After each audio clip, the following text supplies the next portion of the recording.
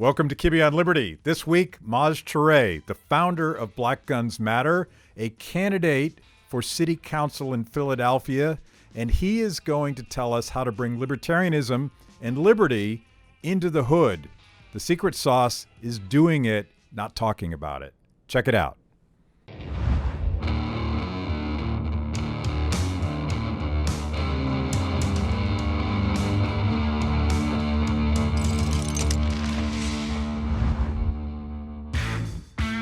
It's good to finally have you on. It's good to be here, man. Maj Toure. Yeah. I want to dig into a lot of stuff that you're up to right now. You have like 10 different jobs. Yeah. And I don't know how you physically do all that stuff. I sleep on Sundays. You sleep on Sundays? Yeah, literally. But you're most famous for Black Guns Matter. Yep. And you're running for office as a libertarian. Yeah. Before that, you were a hip-hop artist selling music on the subway. Yep. What do you guys call the subway in Philly? The sub. The so sub. It depends. If we taking an orange line, which runs north to south, that's Yeah. the sub. If it's the blue line, it's the L. But give us some background. Let's dig a little bit deeper Yeah. than maybe you have on other interviews. What's your story? Born and raised in Philly, right? Born and raised in Philly. My mother, she got remarried when I was like 14, and they moved. And he was in the Navy. And the naval yard here, like in Philly, like closed down. So they had to move somewhere else. And when they moved, I was like, yeah, I'm not doing that. I'm not living there. That place is like completely boring. So I wound up moving back to Philly. I've actually lived on my own since I was 15. Because my mother had bought a home, and she did like home rehab. And so what she did was she rehabbed the house, but then when she got married, she moved. And she was like, well, you're a young man. You can live there. Make sure you go to school. You can live in Philly on your own. So I had this 5-bedroom, 3-story house in North Philly that I lived in on my own. Nothing can go wrong there. You know what I'm saying? And so she had already given me a certain level of understanding of liberty, but she didn't know it, right? So so off top, okay, you drop out of high school. We're not doing that no more. You start trapping weed. You start selling weed. You see all of these different experiences in people because everybody has the commonality of weed. I've met people that are complete ends of the spectrum politically, whatever, but they all smoke or they hide smoke or they sell a gang of weed. It would be dudes, I'm like, yo, I got weed. And they're like, yeah, me too. So what do you want to buy some? So having all of these experiences, and then when stuff got a little tighter as I got older, I started like robbing the weed dudes and the coke dudes because it just made sense in my mind at that time. So that taught me about like how unaware people are of their surroundings. And then two, it gave me a conversation about the war on drugs, because I'm like, well, these dudes actually do really work really, really hard. They put in like 18-hour shifts. I know dudes that would not, to get their pack off, we not going to sleep for 3 or 4 days. I would just wait till the 3 or 4 days and then thank you. You know what I'm saying? And so all of these things over time, by the way, I'm past the statute of limitations on all of this. Allegedly. These are alleged things. Maybe it happened. Maybe it didn't. Maybe it didn't. Yeah, maybe it didn't. You never know. You never know. It's just all entertainment. So so what happened there was And how old are you? Like you're robbing drug dealers. How old are you? I had to be at that time. I was like maybe 19 or 20. Mm-hmm. Because I remember when I started, it had to be 20 because I had a job at Foot Locker at 19 because I had left school, and then when I had the job was paying full time. The job was full time, and I was making money on like commission, but it wasn't matching my weed money. So I was like, yeah, I'm out. But then a drought happened, so I didn't have any tree, and my connect got shot in the face. So I didn't have any trees. So that's when I started robbing people. So it had to be like 1920. Not the 1920s, but I was 19 or 20. And then after that, I just remember this is easy. Nobody's ever going to tell. You justify a lot of stuff in your mind, especially with the lack of knowledge. Well, these guys are selling death. No, they're not. They're selling a choice. You want it? Hey, I happen to have the cocaine that you want right here. Oh, it's interesting. I have the money right here. That's a trade.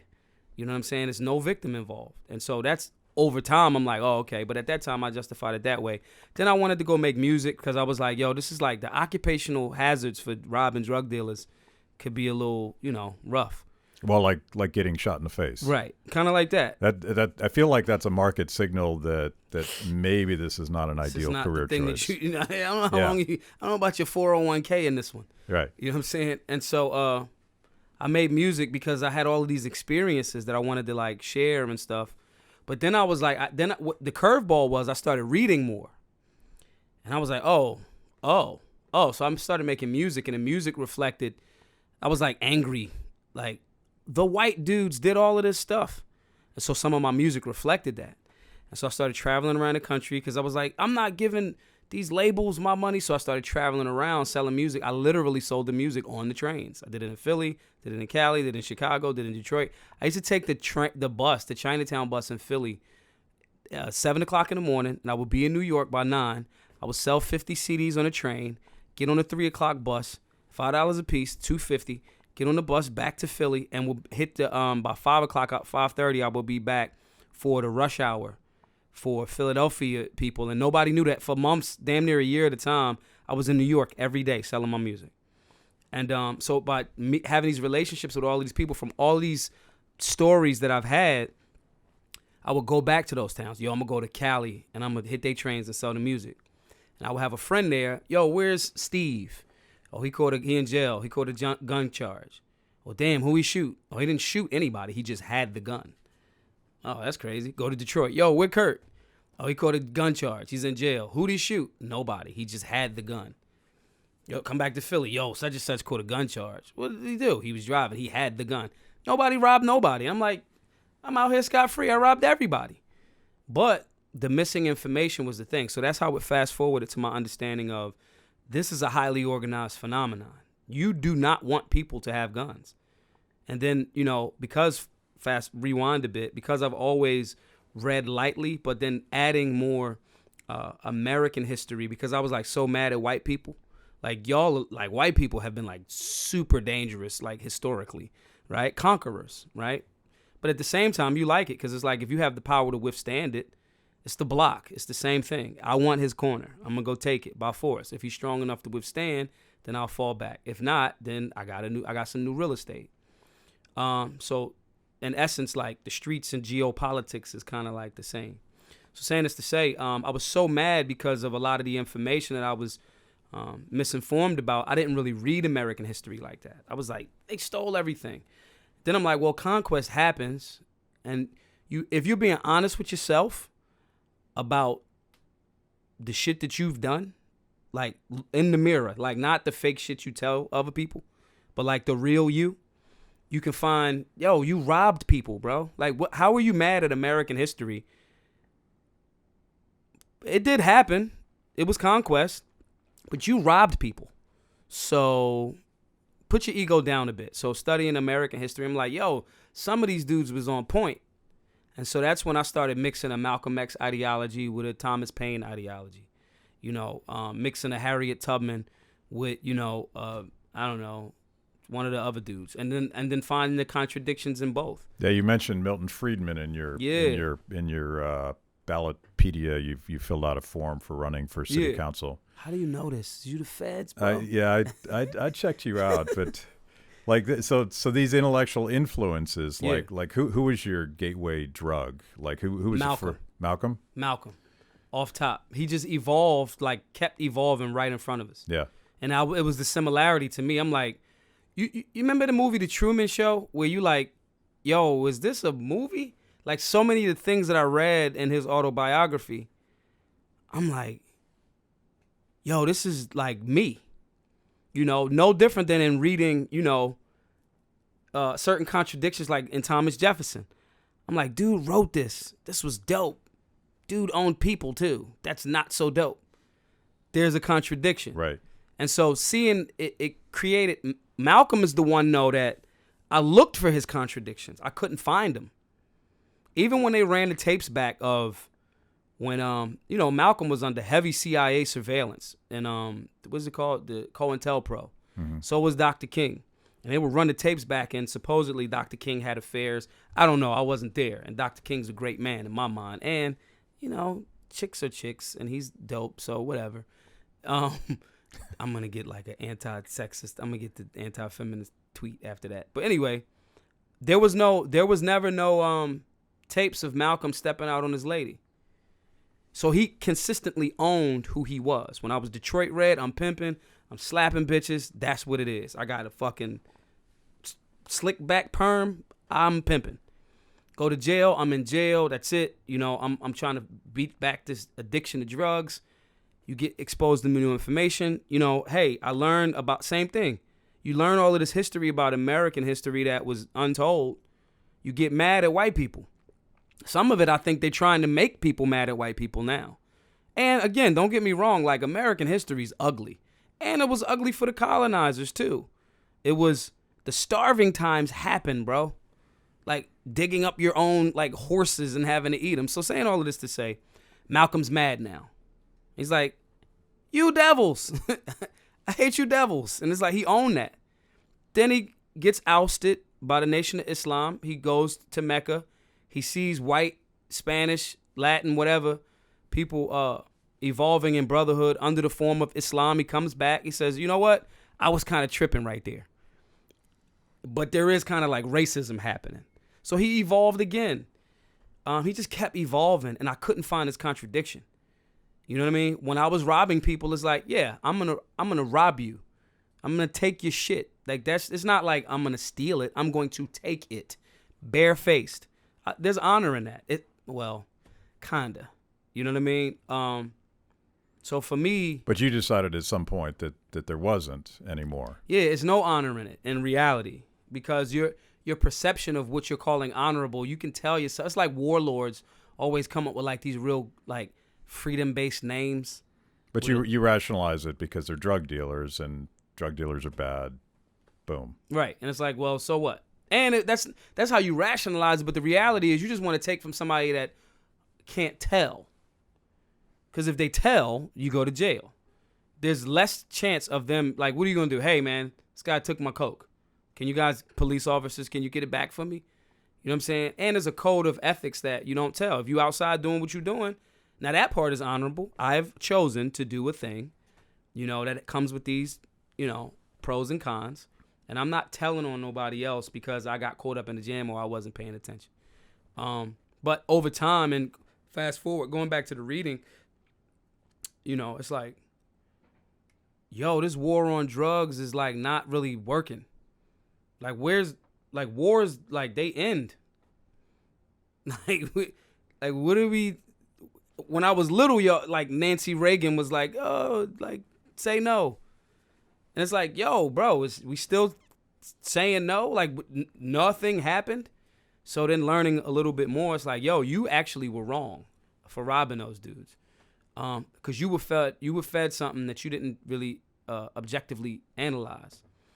Because you could, for whatever reason, your schooling, your blah, blah, blah, whatever. So take all these intellectual influences, Malcolm X, Harriet Tubman, Yeah.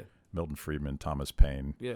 I'm not sure anyone else has ever mashed up those four guys into a cohesive philosophy. But at some point, like, did you ever say at some point, I think I'm a libertarian, or was it just all of these influences pushing you in a certain direction? No, the first person that even used the word libertarian that I thought was crazy was Big Boy from Outkast. Yeah.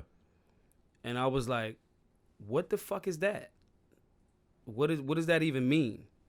You know, and then doing just a modicum of research. That's what most people say, by the way. Yeah. It's not a word that gets tossed around much. Right. And I just remember going, let me just hop on. At the time, I was still using Google. And I was like, let me just check. And I was like, oh, okay, I get it. But then I still wasn't really politically active. I just knew this new term.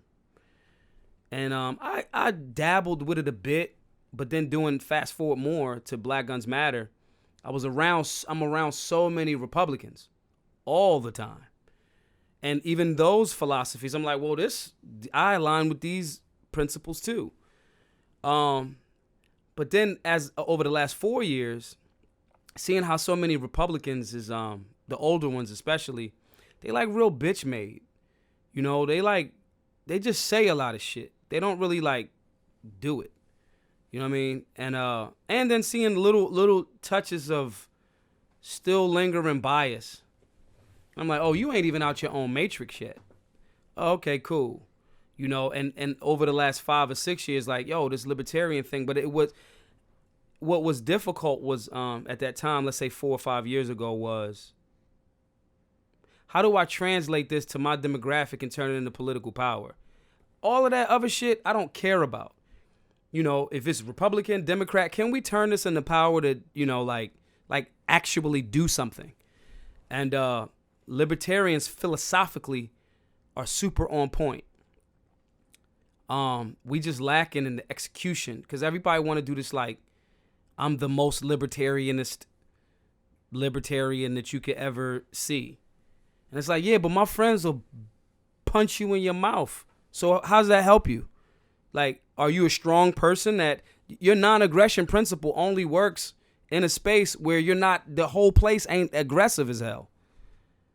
So how are we going to make this practical, and how can we translate that into the spaces to get more people in these demographics, the numbers, to get in alignment? And I struggled with that for a while because I'm like, yeah, my hood ain't going to really, you know, until I have a moment to translate what this means. I'm traveling around the country like teaching people gun stuff. I got to get them on this gun stuff first to be able to protect stuff and overturn some of these laws first. Yeah, it's kind of a metaphor for broader stuff that liberty allows for cooperation and flourishing in communities and all that stuff. And you know, you mentioned your mom was sort of instinctually liberty, and as you sort of watched what the drug war did to your community, that was really your thing that said, you know what, these supposedly well-meaning government mandates really fuck things up. Yep. And yo, if the murders and trauma that I've seen is because it's like you can't make more land, right? It's a finite amount, like on Earth, right? Or livable at least. I don't know. I've never been to Antarctica, you know. So if we fighting over blocks that none of us own and the thing that we're doing on the block is unlawful. My uncles were alive at a time when they dropped the coke off in the 80s, the 70s, the 80s. They dropped the coke off. It was an open air market. Then they let them get comfortable. Then they dropped guns. Then the violence happened. Then they came. That was really a money laundering scheme on the government's part. It was drop the coke, drop the crack, teach them how to make crack, drop it in an economically depressed area. The gentrification popped up. We're going to extract the money. We're going to build the Miami skyline with coke money, right? Then after a while, after the cases, you can't prove that you got this through legitimate means. Now we're going to seize the assets and we're going to sell them. And we, as the government, are going to take the money. It was beautiful. The strategy of it was amazing. It just did tremendous damage to my hood. And me being under that thought process at that time, I can rob the drug dealer because the drug dealer is selling death and they're fighting over these blocks. But you looking at the flies, not like the dirty trash that created the maggots that made the flies. You know what I mean? So you killing the flies and leaving the garbage. Okay, more maggots, more flies, so on, forth and so on. Libertarians don't explain it that way because they're really, really smart. Austrian economics. What the fuck are you talking about? I'm trying to like feed my house. By the way, Thomas Massey sort of said the same thing without dropping the F-bomb. Right. He's never never read his Austrian never heard economics. I haven't either. Yeah, I'm scared of him now. Yeah.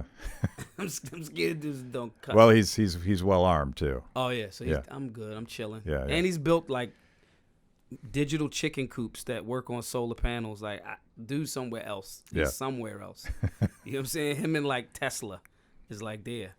Is he gonna come campaign for you? Yeah, I asked him. I actually this is a humble brag. The last time I was in DC, I just shot him a text and was like, "Hey, I'm in DC." He's like, "Yeah, I'm at the, you want to?" Because I was in Congress with I was doing a TV show, and the TV show, Rand Paul was supposed to be on their show, but the stars aligned, and they was like, "Yo, you want to go to Congress? And I was like, yeah, why not? Let me put my gun somewhere, and then I'll, go over there, allegedly.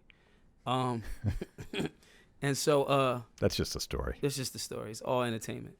And so what happened then was when I was going there to see that interview happen, I texted Thomas Massey and then chopped it up with him about it, and he gave me a lot of game. And I asked him, he was like, yeah, absolutely. He couldn't give me the endorsement. One of their rules is you can't give another candidate an endorsement in the actual building.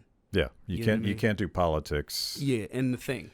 And so there's totally no politics going on inside of Congress. Politician place that is happening. Never happens. You know what I'm saying? And so, but yeah, he gonna get behind it. Hopefully, I can get Mr. Paul to do the same. And then my reasoning for that is, on the libertarian side, we need more hood involvement. We need urban America involved. We passed the point of Democrat, Republican. Come on. That's my reason, one of my major reasons for running as a libertarian. Because I could have ran as a Democrat. I could have. The drawback was some of my national following would have been like, yeah, no, sorry. Because I had a dude tell me, Maj, I love you. But if Jesus Christ came back and ran as a Democrat, I would not vote for Jesus Christ. And I'm like, well, that's pretty clear. It's pretty tribal. Right. Yeah. You know what I'm saying? And so we just need to mix it up a bit. And that's my goal. And it'll toughen the Libertarian Party up. I mean, y'all, that philosophical, all of that back and forth all day about a thing, nah. In real time, in real life, in practical meanings, right? I'd rather deal with securing the hood under the thought process of liberty first, and some of those bigger issues deal with those second. Sometimes me too, we tend to put the cart before the horse. And so that's really what I want to change, and influence in the Libertarian Party a bit. Let's talk about your candidacy since we're going there. What are you running? You're running as a Libertarian for City Council. Yep. 80% Democrat. Is this a at-large seat? Yep. So you're running in the whole city. Yep. What are you running on, and what's your path to victory?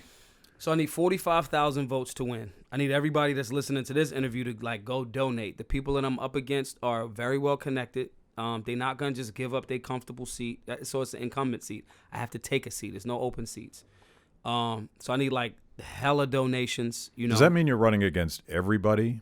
So, yeah, kinda, but not really, because it's a minority seat and it's at large. The way that Philly's structured, the Democrats is they have districts, and they're like, okay, we'll give one of the. I'm not a threat to any of the Democrats. I'm not in the seat, in the job. The Democrats should get behind me because I'm from I was raised Democrat. A lot of my values, I understand why some of their legislation, what they're attempting to do. I could add to that, right, and give more of a solution. So no, the only person that I'm a threat to is the two people in that seat. And they're both Republicans, and the Democrats in Philly, they just don't like Republicans. It's again, tribal. So technically I would be a threat if I was running for one of those particular districts, but I'm not, and I don't want to. I don't want to be limited to a district. I want to be able to pull up in somebody uptown, and if they have an issue, I want to be able to find some resources to help them. You know what I mean? Help them strengthen a bit and then stand on your own, because we ain't doing that whole crutches the whole time thing. You know what I mean? Muscles go into atrophy after a while if you don't use them. And so, yeah, it'll be at large over the whole city. And I want to get more urban America understanding what liberty. Just because you are understanding liberty concepts doesn't mean, that you necessarily have to not be a Democrat. I just want to get people to have, and that demographic to have, more exposure to what these ideals are, and then they make the decision from there. So what are the liberty issues that play in the city? So the one that I'm running on is decriminalization of cannabis. Totally. It's decriminalized to a certain amount, right, in Philly. But that's not decriminalized. That's you're still telling me, now you can have this much freedom, but hold on now. You're not intelligent enough as a human to have too much freedom. So we're going to slow down now. So that's one of the issues. The hood love that, because whether you smoke, sell, whatever, you should not be going to jail for that. That's it. 46% of people nationally in jail or catching cases for weed. Cool out. Cool out. The jig is up. The lie has been exposed. It's not the gateway drug. Like, so how Obama become the president if it's the gate? Shouldn't he be like on crystal meth at this point if that's the case? So that's one. And by the way, that data is specifically skewed to people of color. Right. You know what I'm saying? And so it's like there's a bias in the results. There's a definite bias in the results because the amount that people are using them, black, white, if that's is similar.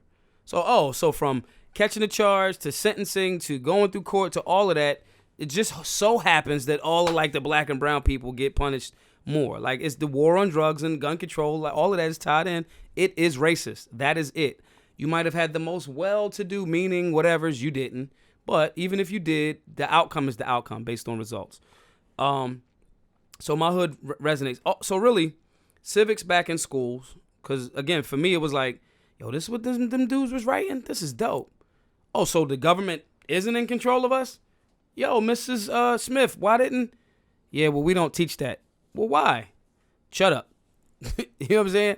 Getting civics back in schools, decriminalization of cannabis, and I want to make Pennsylvania or Philadelphia follow the rules that the rest of the state does in regards to the Second Amendment.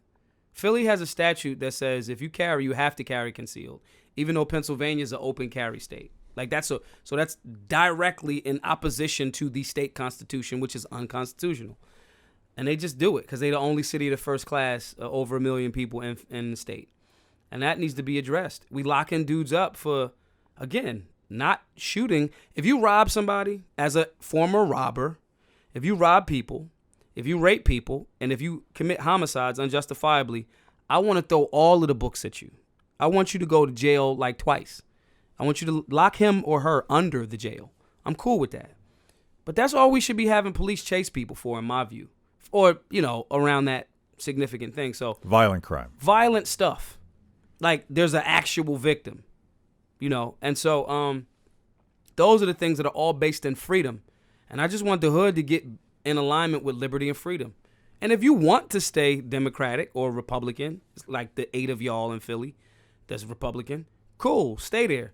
But the thought process is going to change you. The way that you vote, the policies, regardless of the letter in front of whoever's name, we talking about paradigm and culture shifts. You know what I'm saying? And what was missing was people that was cut from the cloth, was from the demographic that didn't trigger the left's very good PR that made, Matt, he's definitely a racist. He got tattoos. He's got that mustache. He's either like a mixologist or like a racist. A barista or a Nazi. Right, one or the other. Yeah. He's got that mustache. He's evil, clearly. You know what I'm saying? They've done very good PR. Yeah. And so I'm going to just make sure that messaging doesn't work on the hood anymore. The hood is libertarian. It is. You know what I'm saying? Yo, leave me alone. I'm chilling. Do your thing. I'm going to do mine. I'm not going to, I'm going to knock on your door. Hey, would you like to share some sugar with me? Because I ran out. Hey, I'm going to the store. Would you like?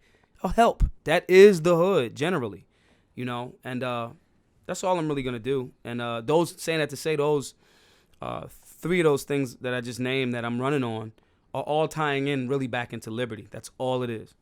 So so there's this sort of contradiction, and the lines are blurring, and you're seeing guys like Rand Paul on the right focused on mass incarceration and drug decriminalization and that narrative that we're putting too many nonviolent kids in prison, and once you put somebody in a cage, it's hard to get them back in civil society.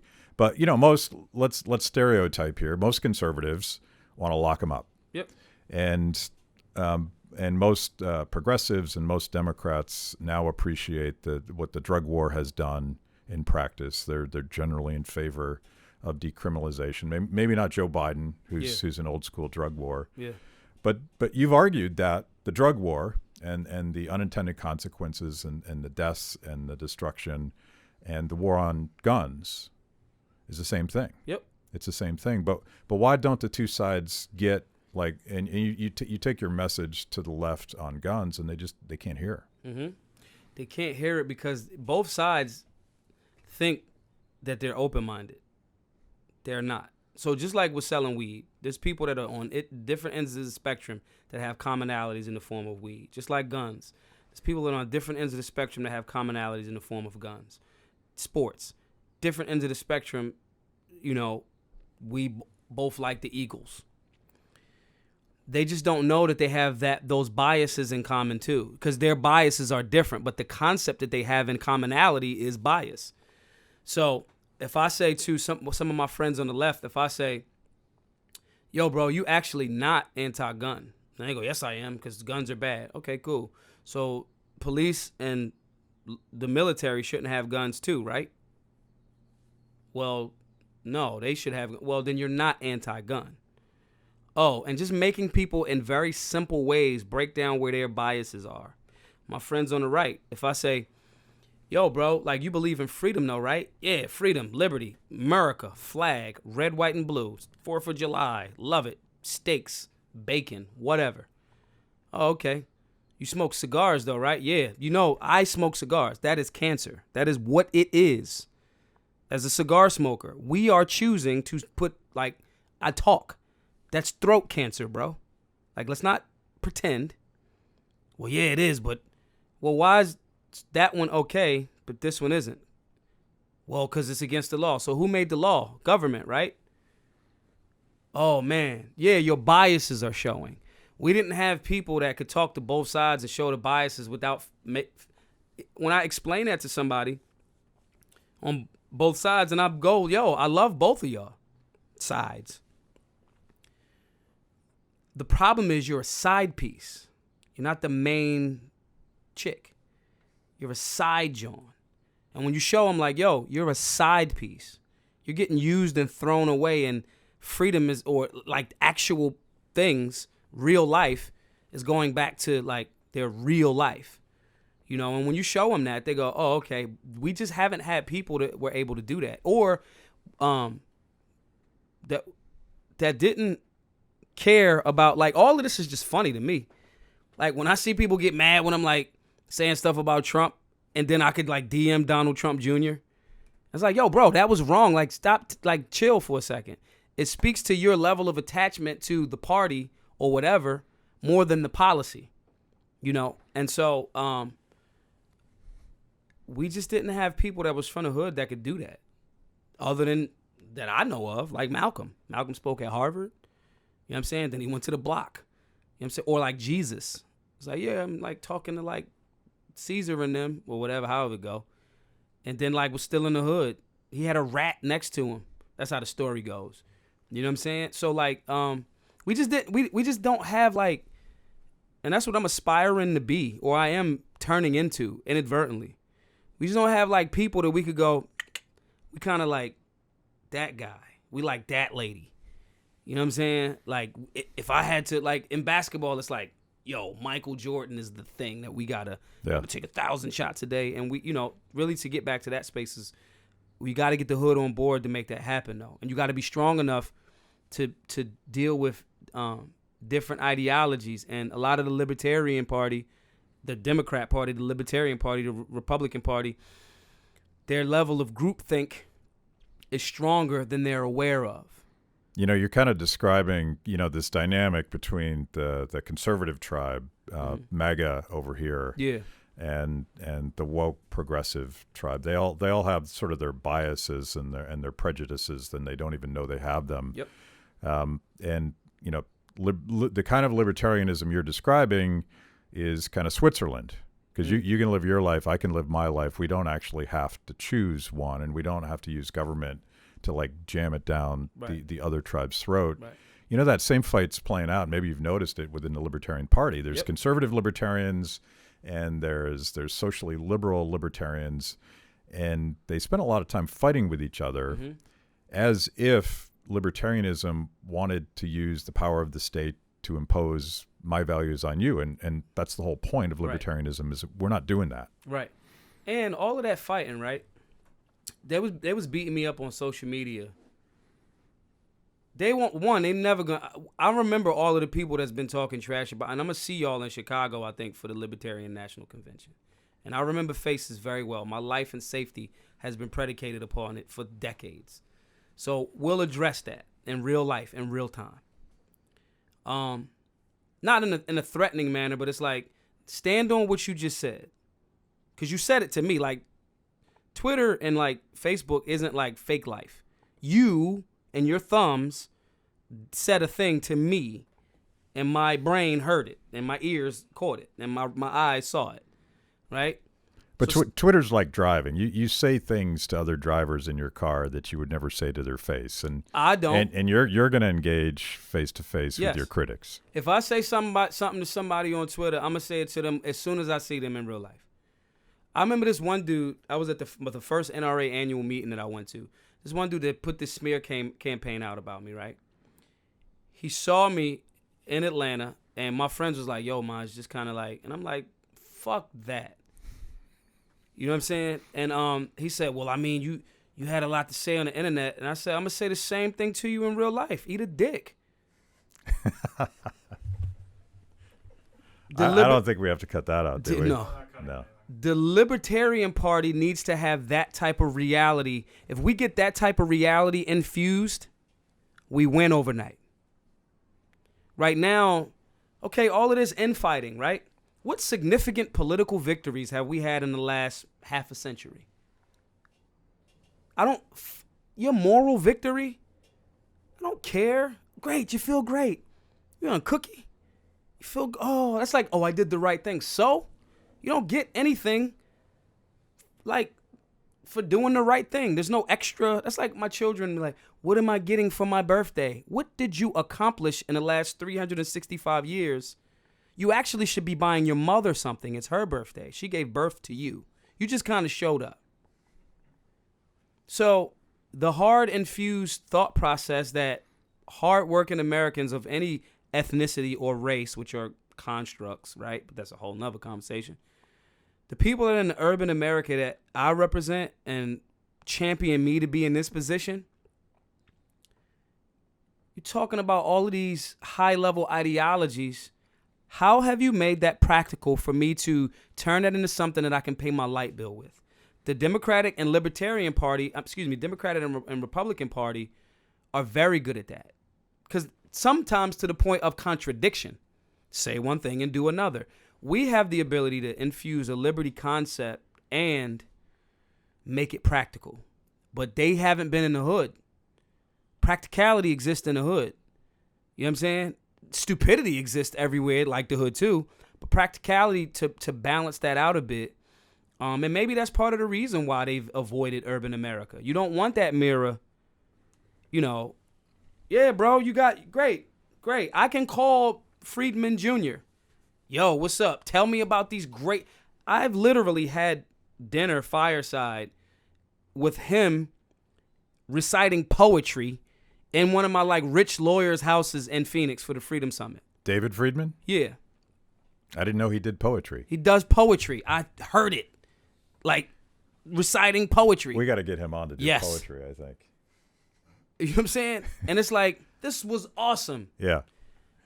Now, let's make that those economic conversations and those beautiful lines of prose and all of that, now simplify it and make it practical and give it to urban America. We win overnight that way. And I'm just cool being a lightning rod to get beat up a little bit because, like, I'm from Philly. Like, you can't even hurt my feelings. He's like, what are you going to do?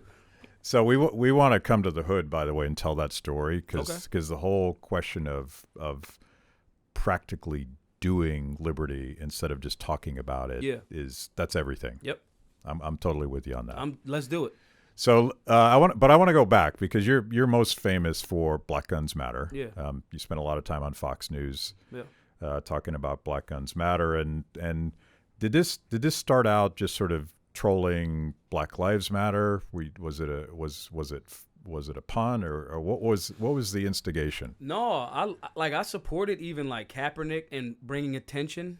Like, use your platform. Yo, it's like people getting shot regardless of race. Like that summer a few years ago when Kaepernick started taking that knee, I mean, it was almost like in the hood. Like, we couldn't get through a weekend, but like an American citizen that happened to be like melanated getting shot. Like, one of the dudes was laying on the ground defending his special needs. By the cops. Right, Yeah. by the cops. Yeah. And he's like, hey, that's my special needs student. He's okay. Don't shoot him. He got shot 3 times. Unarmed, laying on the ground, hands up. And so it was like almost back to back. So Kaepernick, however you feel about how he played it after the fact, right? He used his platform to highlight a thing. And to be perfectly honest, a lot of the killings slowed down. So I wasn't opposed to Black Lives Matter. I'm just, the whole like hands up, don't shoot thing, that's submissive. I'm Leonidas. I don't like take a knee, like bending, submitting. It's not my thing. I would rather die on my feet than live on my knees. That's just what it is. I did not expect to be alive this long. Everything from here is a win. You know what I'm saying? Like, I was just at the White House. Oh, man, that's dope. I did not expect to be alive. You cannot hurt my feelings. So, I'm with that. I'm just not submitting to tyranny. So, for me, it was like, yeah, I don't care if you think I'm not trying to convince somebody that my life matter. I don't care what you think. That's your business, what you think. I don't like him. He's got 1 tattoo on 1 arm. Matt's got 2 cool sleeves. All right, that's your thought. I don't care what you think. I have a gun, no. And if you don't think that my life matters to the point where you want to like try to take my life or my liberty or my pursuit of property, you're going to see real quick how important my life matters to me with my firearm. So that's where Black Guns Matter came from. And the Black Lives Matter people got a little quieter because, one, they movement got co-opted. That's just what it is. I don't even know who in charge over there no more. You know what I'm saying? When they got co-opted, so I know the people that started the Ferguson movement that turned into Black Lives Matter. 3 of those dudes out of 5 were murdered, shot in their head, and Darren Seals, his car was set on fire. I drove to Ferguson to have conversations and find out what's up. Law enforcement there aren't even investigating it as a homicide. 3 out of 5 of the people killed, murdered, right?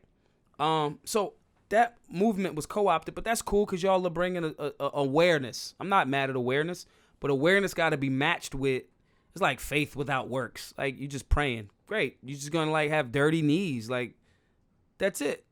You got to do stuff. So it wasn't to troll them. It was to challenge them to like, if you think that Black Lives Matter or all lives matter, I don't care. All lives matter. Okay, great.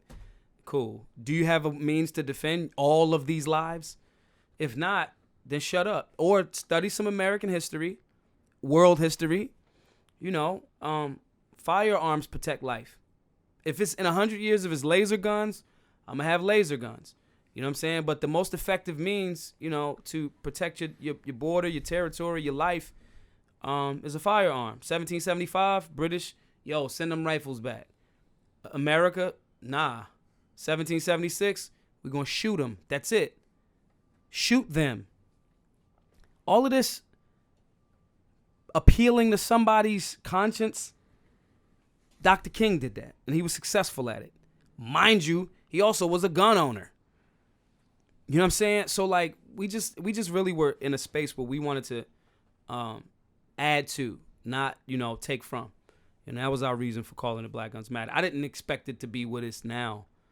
Like, nah, man. Like, anybody that says like they knew, you know, like, yeah, I knew the whole time. You're lying. You didn't. You knew. You had an idea. Yeah. You know what I'm saying? But yeah, I absolutely knew the whole play. No, you didn't. Football players draw out plays, and the plays break down or change. You know what I'm saying? So for me, it wasn't to troll them. It was to challenge them. And even now, I'm open to hearing it because I'm not just one thing. You know, none of us are really. You know, I was trying to figure out if Black Lives Matter had sort of an official position on guns, and they're all over the place. Like the DC chapter just tweeted out something that sounded exactly like you about how gun control is killing us. Yeah. And yet there are certainly sort of woke progressive factions within Black Lives Matter that are all down with gun control, which which I've never understood why a movement protesting police brutality would want to make sure that only the government had all the guns. Hey, they're Nazis. They're killing us. Yo, but make sure only the Nazis have guns. You out of your mind? You know how many guns they got? Well, allegedly. At the end of the day, even if we take it out of that concept, right? I like The Walking Dead. Zombie apocalypse pop off. Love that show. Right. The one girl's super hot. What's her name? She's with Rick now. I haven't seen it in a while because the one, Michonne with the machete. Super hot. Well, machetes are pretty hot. Right. Yeah. Simply. Yeah. Zombie apocalypse happened. All of the people that were like, no guns, no guns, no guns, right? The cops are like, look, I'm with my family. It's the zombie apocalypse. Sorry, right? We got our stash, and y'all got to figure it out. All of the people that like, and even if you like was growing food and like got like batteries and like generators and like all of the stuff, you were just gathering supplies for me and my friends, you know? And so in those practical terms, it's like, why would that be? Why is that what you want to do? And then again, going back into his story, you understand? My Jewish homies are like, yeah, have guns. The Holocaust. What is the Weimar? Even before Hitler. Like, come on, cuz, like, no, armed. I got one of my friends, the Pew Pew Jew. He's like, yeah, duh, you know. And so it's more that education and or informing yourself in those areas outside of just what school said. You know what I'm saying? Outside of the fact that, you know, and it's so many different things that make you go, wow. Oh, so Dr. King was a Republican? Oh, wow, didn't know that. Well, why were we told only one section of it? You know, and so, yeah, they all are all over the place, but we here for them. I don't care what you do. I don't care if you want to be hands up, don't shoot. It's like, cool, for you. You want to, like, hacksaw rigid. Like, you want to go to war with no gun. If you make it out, you got a hell of a book deal. You know what I'm saying? Great. I'm not going to stop you from not having one. Don't ever in a million years think you're going to try to impose something on me where I'm not going to have one, because my gay homies that was anti-gun, so they think, yo, if you was in that Pulse nightclub down there and that weirdo started letting off rounds, would you at least not have wanted the option to defend your life? Nobody's going like, you know what? Well, it was time for me to meet my maker in my gay nightclub, and I had a great party time that night. So I wanted to go out with a bang, literally. Nobody's going to say that. And if we not, as libertarians, making all of those things very practical, and that's where your non-aggression principle can come in. I'm not imposing it. I'm just saying, here's very simple ways of viewing this. Do you want the option to protect your life? Do you want your daughter who goes to college in Philly, Temple, which is, the Temple students have no idea. They're in the middle of a jungle. They have no idea. They think it's like Starbucks there. Like, it's all good. Do you want your daughter that goes there, 3 blocks up from where I was raised? Do you want your daughter to have the means to defend her life, or you just like want her to have a rape whistle? Like, whistle so somebody with an actual gun can come help you. Like, we gotta simplify it and break it down. But it wasn't definitely to troll them. It's really, I think the power of libertarianism is the ability to make people think from a freedom-based perspective. You know you're not gonna do nothing wrong with that gun. You know that about yourself. And if you think, I don't know, usually that comes from your lack of training. So if you train and educate yourself, generally people are good. Generally. It's weirdos though. Like, your daughter might need to put a round in a weirdo face, and I'm fine with that. You know? And so just giving them that and coming from that conversation of freedom is how we're going to get the hood on board. It's kind of, the program for Black Guns Matter is all about training and personal safety. Yep. and conflict resolution. Yep. And you said something earlier about it's hard to be free if everyone around you wants to take you out. Yep. And so I think there is sort of a practical application here where everybody has to be sort of bought into the idea that we're not going to We're not going to mess with anybody else. Yeah. We're not going to hurt them. We're not going to take their stuff. Yep. And you do, one of the ways you do that is in the incentive of wondering whether or not the guy that you're about to rob is carrying. Right. If I'm the weirdo. So it's about safety. Right. And it's like, yo, the gun is the absolute last resort. Dudes tried to rob me the last time I was in New Orleans at the Libertarian National Convention. I was getting way too hammered. Starting the process of getting way too hammered, right? And I see dudes, and it was a setup, and I'm like, oh, come on. In my head, like, not tonight, bro. Like, I'm having a good time. It's New Orleans. Like, women are, like, just freely showing you their rack. Have a good time. Chill. And I had a cannon on me, so I'm like, nah, I'm getting out of here.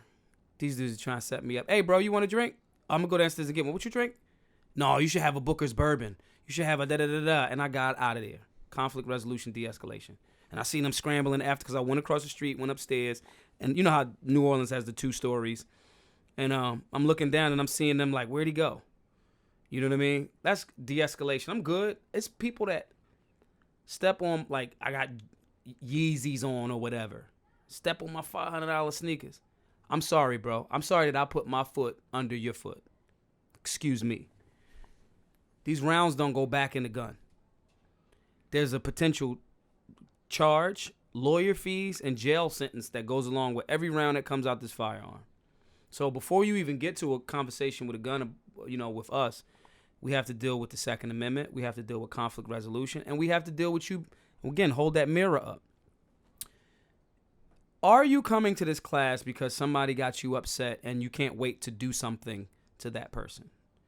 Then we got to have more conversations about conflict resolution. You're not even ready for the conversation about tyranny, let alone owning a firearm or shooting a firearm. I think this is the part that people on the left think that people on the right are not about. You know what I'm saying? So me just going to a ton of my friends are leftists. You know what I mean? And I'm like, yo, I still love you. That philosophy's like going to get you killed, though. You know what I'm saying? And with my right friends, I'm like, yeah, I love you, but your conversation is not translating because there's no empathy for that demographic.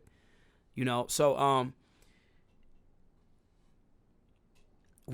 basically we just got a gang of work to do in that regard of creating. I just think libertarianism could strike a better balance. Like, we could be like the in-between. You know what I mean? And then when you back it up with historical references in regards to firearms ownership, in regards to, the history of racist gun control, when you back it up with historical accuracies all right, it's about to be 4th of July, right? And this George Washington's going to be on all of the commercials, like selling you mattresses and shit, right? George Washington didn't want a 2-party system, bro. Oh, it's another thing that we didn't know in school, but we know about is like wooden teeth or whatever. So if that's true, I don't even know. But at the end of the day, libertarianism can be a balanced approach to historical accuracy, philosophical and moral conversations that I think is missing in politics, as well as the group of people that can go to the other. The left and the right look at both as the other. And I think we just gotta, we got the scales of Ma'at on our side as libertarians. Like, we could be the balance. So we got to get out of here. Yeah. Tell us how anybody that wants to bring libertarianism to the hood, how do they help you out? So one, they can help us by, donate. Like, the cost to educate the urban consumer is significant. So we get in the storefront on the 15th. Donate to the campaign, though, because I want to make sure that this campaign headquarters has information and all of those different things that people can come get for quote-unquote free. It's not free. You guys are paying it forward. That's one way, Maj4Philly.com, MAJFOR Philly.com, or get some merch. Make the hood great again. Go on blackgunsmatter.myshopify.com. Can we get this hat? This hat's hysterical. Yo, the hat is crazy, but I'm trying to work a deal with this company to like, just let me sell the hats. Maybe I'll just like come up with a little Philly spin to it. But yeah, that company. So yeah, I'm gonna do that too. That'll be dope. Yeah, and just even bigger than that, like if you're a libertarian, like lean somebody from urban America, expose them to the information. That don't really cost you much. You know what I mean? If you're a libertarian, you got a gang of books. Like, you got a bunch of books. You know what I'm saying? So it's like, yo, pass some of that information off. That's one of the best ways that we can help the collective for the party, which in turn kind of like helps the nation. And then as far as my city council run, you know, donate, man. The individual largest donation is like $6,000, but we got a button where you can donate $4.20. Yeah, $4.20. I love it. Yeah. I'm definitely doing that. No Thanks, doubt. thanks, man. I No, appreciate man, it. you can't just do $4.20 though. Like, no, man, you got a bestseller. You give me this small number, and I'm totally gonna go for it. Oh, maybe I'll do $420. Bam. There you go. That's cool. Cool. Thanks, man. Thank you, brother. All right, cool. Thank you.